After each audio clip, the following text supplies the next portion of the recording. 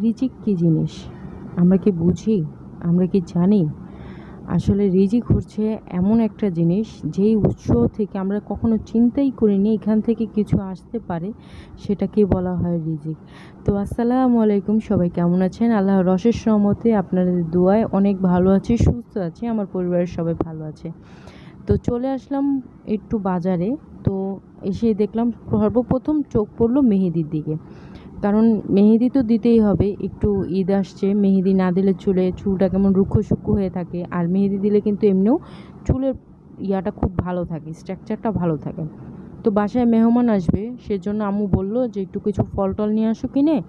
তো আমি ফল নিলাম, আপেল নিলাম, মালটা নিলাম, তারপরে শসা, টমাটো, ধনেপাতা, পুদিনা পাতা, কাঁচামরিচ এগুলো দরকার ছিল, তো এগুলো নিলাম। তো আব্বু ইয়ামিন যাচ্ছে হচ্ছে গিয়ে আমাদের বাসায়, তো মেহমান আসছেই। আজকে আমাদের বাসায় একটা ইফতার পার্টি ছিল সবাইকে নিয়ে, সেইখানে আমাদের আরেকটা ইফতার পার্টির দাওয়াত পড়ে গেছে মিলাদের। তো এটা আমাদের বাড়িওয়ালাই করেছে, তো আমরা জানতাম না। পরে এমন একটা সময় এসে বলেছে যখন সব রেডি করছি আমরা, বা ইফতার হওয়ার আর কিছুক্ষণ আগে মিলাদ মাহফিল শুরু হবে। তো কী করার, তো সবাই গেল।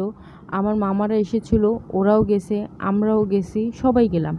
তো এইখানে আমরা ইফতারের আয়োজন করছি, আমাদের ওইখান থেকে আবার ইফতারের আয়োজন আসতেছে। মানে সব মিলিয়ে না আসলে খুবই ভালো একটা পরিবেশ ছিল।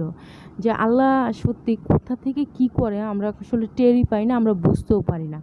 তো এখানে আমরা সবাই মিলাদ পড়ে দ্রুত চলে আসছি। আর মিলাদে কি ছিল সেটা হচ্ছে কি সিন্নি হিসেবে ছিল হচ্ছে কি মোরগ পোলাও দিয়েছেন। তো আমরা সবাই বসে গেছি ইফতার করার জন্য। আর ইফতারের জন্য যা যা আয়োজন করা হয়েছিল সব কিছুই নেওয়া হয়ে গেছে। ফল টল সব কিছু কাটাকাটি করা, তারপর মুড়ি, মশলা টশলা সবই আজকে বাইরের থেকে কিনে আনা হয়েছে। কারণ আজকে গ্যাস ছিল না, যার কারণে আর ঘরে বানানো হয়নি কিছু। তো যাই হোক, সব কিছু তৈরি করা হয়ে গেছে, আর আজানও দিয়ে দিয়েছে। আস্তে আস্তে এখনই খাওয়া শুরু করবে সবাই। আর আজকের দিনটা খুবই ভালো কাটলো, খুবই সুন্দর লাগছিল, সবাই একসাথে মিলে মিশে ইফতার করছিলাম। ভাইগুলো ছিল, আমার মামা ছিল।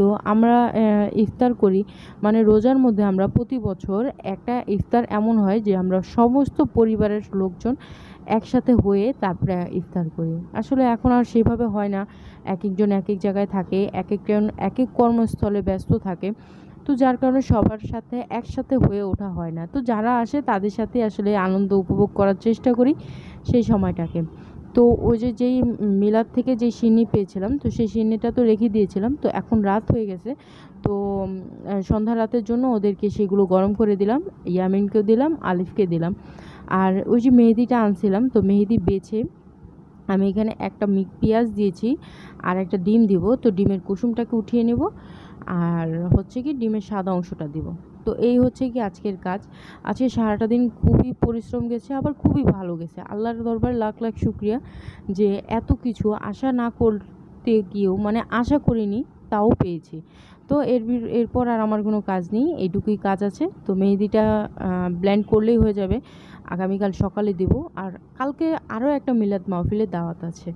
তো সব মিলিয়ে সবাই ভালো থেকো, সুস্থ মিলিয়ে বলা যায় যে ভালো সময়গুলো কিন্তু খুব দ্রুত চলে যায়। রোজার মাসটা খুব দ্রুত চলে গেল, খুব ভালো একটা সময় কাটাচ্ছিলাম। তো চলো আজকের ভিডিওটা এখানে শেষ করছি। সবাই ভালো থেকো, সুস্থ থেকো। আমার ভিডিওটা যদি ভালো লেগে থাকে লাইক কমেন্ট শেয়ার করে দিও, আর সাবস্ক্রাইব করে দিও, আমার পাশে থেকো। আল্লাহ হাফেজ।